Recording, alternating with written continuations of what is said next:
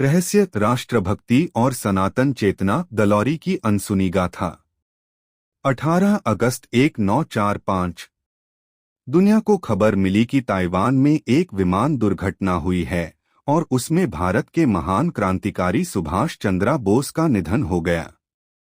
परंतु इतिहास के पन्नों में यह अध्याय आज भी एक रहस्य बना हुआ है, क्योंकि न तो स्पष्ट प्रमाण मिले, न ही उनका पार्थिव शरीर कभी सार्वजनिक रूप से सामने आया।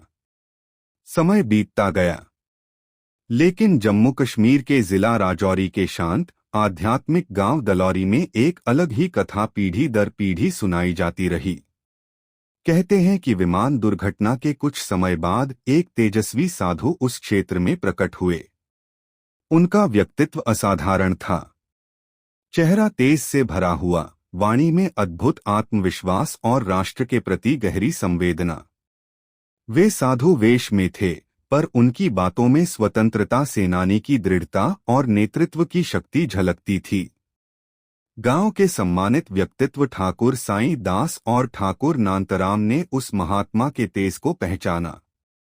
उन्होंने न केवल उनका सम्मान किया, बल्कि अपनी भूमि का एक हिस्सा मंदिर निर्माण के लिए समर्पित कर दिया। यह निर्णय साधारण नहीं था, यह श्रद्धा, विश्वास और त्याग का प्रतीक था। धीरे धीरे दलौरी गांव के अन्य निवासियों ने भी इस पुण्य कार्य में भाग लिया। पूरे गांव ने मिलकर उस स्थान को एक आध्यात्मिक धाम का रूप देना शुरू किया। इसी दौरान एक और महत्वपूर्ण नाम इस गाथा से जुड़ता है, डॉक्टर तारा सिंह जी। डॉक्टर साहब उस महात्मा के प्रमुख भक्तों में से थे। उन्होंने मंदिर निर्माण की पहल की, लोगों को संगठित किया और पूरे समर्पण से इस कार्य को पूर्ण करवाया। उनकी श्रद्धा इतनी गहरी थी कि वे उस महापुरुष को केवल साधु नहीं, बल्कि एक दिव्य राष्ट्रनायक के रूप में देखते थे।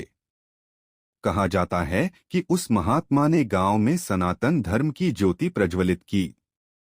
उन्होंने लोगों को श्रीमद् भगवद गीता का ज्ञान दिया, वेदों और पुराणों की शिक्षाओं को समझाया और जीवन को धर्म, कर्म और राष्ट्र सेवा से जोड़ने का संदेश दिया। आज भी उस मंदिर में श्रीमद् भगवद गीता और अन्य प्राचीन सनातन ग्रंथ सुरक्षित रखे गए हैं।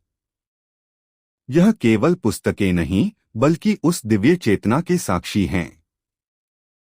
मंदिर के भीतर आज भी उनकी समाधि विराजमान है। वहां उनके चित्र, उनके द्वारा उपयोग किए गए पुराने वस्त्र और स्मृतियां संभाल कर रखी गई हैं। यह सब इस रहस्य को और भी गहरा बनाता है, क्या वह साधु वास्तव में वही महानायक थे? हर वर्ष 26 जनवरी को उसी मंदिर परिसर में तिरंगा फहराया जाता है। राष्ट्रगान की ध्वनि जब वातावरण में गूंजती है, तो ऐसा लगता है मानो वह महान आत्मा आज भी वहीं खड़ी होकर भारत माता को नमन कर रही हो। सबसे प्रेरणादायक बात यह है कि यह विरासत आज भी जीवित है। ठाकुर साईं दास और ठाकुर नांतराम के परिवारजन आज भी मंदिर से जुड़े हुए हैं। वे नियमित रूप से वहां आते हैं और उसकी सेवा करते हैं। डॉक्टर तारा सिंह जी के बेटे और उनका परिवार भी आज तक मंदिर की देखरेख में अपना योगदान दे रहे हैं।